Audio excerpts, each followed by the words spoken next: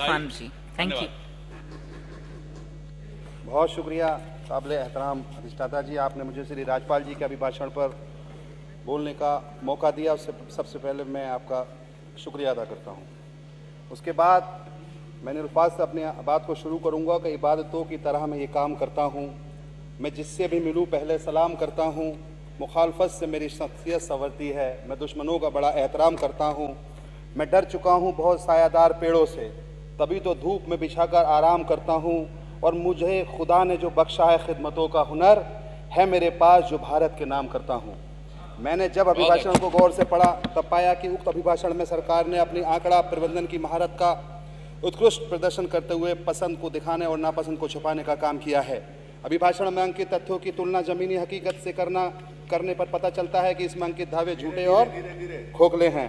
प्रदेश के लोग महंगाई, गरीबी, बेरोजगारी, खराब स्वास्थ्य सेवाएं, शिक्षा क्षेत्र, उपेक्षा, मानवाधिकार उल्लंघन, भ्रष्टाचार, पुलिसी अत्याचार, जाति धर्म के नाम पर भेद और हिंसा आदि से त्रस्त हैं।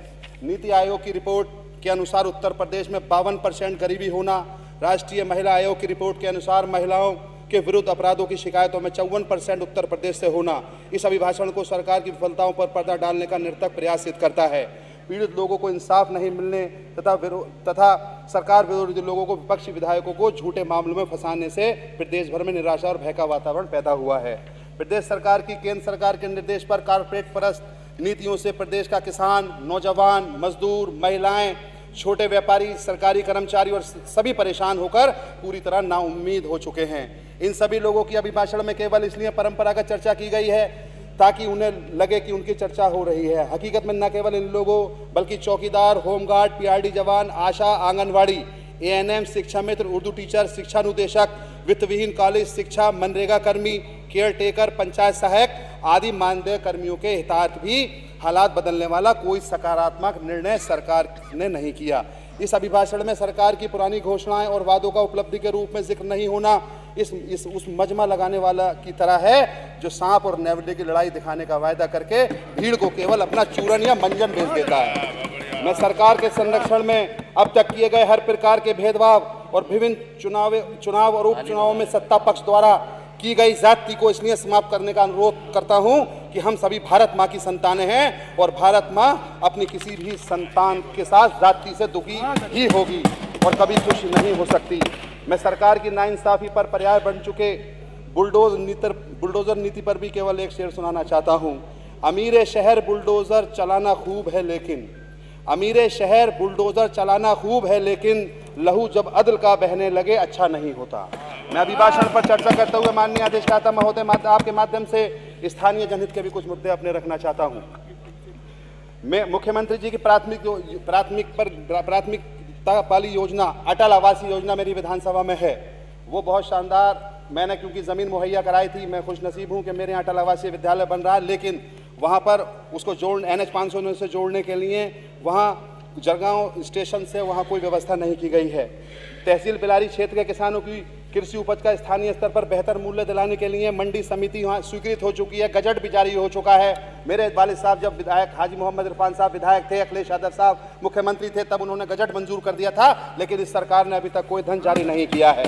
जिला मुरादाबाद के सीमावर्ती पिछड़े क्षेत्रों में बिलारी सरथल मार्ग से दारनी बिलारी मार्ग को जोड़ने तथा नया मार्ग को चौड़ीकरण करने का भी सुझाव इसमें नहीं रखा गया है। छात्राओं की उच्च शिक्षा हेतु राजकीय डिग्री कॉलेज की स्थापना की जाए। सामुदायिक स्वास्थ्य केंद्र बिलारी में डॉक्टरों की कमी है, उन्हें पूरा कराया जाए। जनपद मुरादाबाद में और बिलारी में कोई ट्रॉमा सेंटर नहीं है, उसका भी कोई जिक्र नहीं किया गया है। राजकीय इंटर कॉलेज नगलिया जट, राजकीय इंटर कॉलेज थामला और जो भी राजकीय इंटर कॉलेज हैं उसमें वहां पर पदों के सापेक्ष भर्ती की जाए। तहसील बिलारी की सबसे बड़ी ग्राम पंचायत रुस्तमनगर सहसपुर को नगर पंचायत का दर्जा दिलाया जाए, उसका भी सारे की प्रक्रिया पूरी हो चुकी है, लेकिन अभी तक सरकार ने उस पर कोई ध्यान नहीं दिया है। शिक्षा मित्रों के मानदेय में वृद्धि की जाए। खेल प्रतिभाओं को आगे लाने के लिए एक मिनी खेल स्टेडियम की स्थापना की जाए। विचेटा के चौराहे से डारनी मार्ग तक सड़क का चौड़ीकरण किया जाए। NH 509 द्वारा बनाए आगरा नेशनल हाईवे पर बिलारी से आरिल नदी तक नाले को जोड़कर सुचारू किया जाए। जनपद मुरादाबाद में जो हवाई अड्डा बना है वो सिर्फ हवाई है, वो 2 दिन के लिए इनॉग्रेशन तो हुआ, लेकिन अधिष्ठाता महोदया कोई कार्य वहां नहीं हुआ। आप जाकर देख लीजिए। मैं चाहता हूं कि सरकार संज्ञान ले और वहां से हवाई यात्रा शुरू कराई जाए।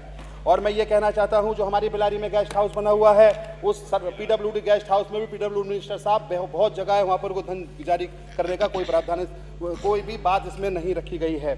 मैं बिलारी में आयुष अस्पताल के नाम पर रिक्त पड़ी भूमि पर अधिक्षेत्र आयुष अस्पताल का निर्माण कराया जाए। युवा बड़ी संख्या में बेरोजगार है, उनको रोजगार मुहैया कराया जाए। धन्यवाद माननीय सदस्य। ग्रामीण आबादी के ऊपर से होकर गुजर रही पर रही हाई टेंशन लाइन को स्थापित किया जाए। नगर बिलारी में पुस्तकालय बनाया जाए। अंत में बस एक बात मैं आपसे कहना चाहूंगा, एक उर्दू जबान पर 2 अल्फाज, बस एक 30 सेकंड में खत्म कर दूंगा जल्दी, कि सब जबानों की जान है उर्दू। कितनी प्यारी जबान है उर्दू, सारे अल्फाज कीमती गौहर, जौहरी की दुकान है उर्दू। ये तराशे हुए हंसी जुमले जैसे हीरो की कान है उर्दू। एक एक लफ्ज मिसले शीरो शकर, कितनी मीठी जबान है उर्दू। सारी दुनिया में जिसकी शोहरत है, फख्रे हिंदुस्तान है उर्दू। ख्वाह हिंदू हो, सिख हो या मुस्लिम, हर बशर की जबान है उर्दू। शहरे दिल्ली का सिर्फ दिल ही नहीं, सारे भारत की जान है उर्दू। हैदराबाद हो, लखनऊ ही नहीं, हर जगह की जबान है उर्दू। और कितनी सदियां गुजर चुकी, लेकिन आज तक नौजवान है उर्दू। उर्दू के जो मुखालिफ हैं, उनके घर की भी जबान है उर्दू। और बड़ी बहन है हिंदी और छोटी बहन है उर्दू। और एक आखिर में छोटी सी गुजारिश, विवेकानंद पांडे जी।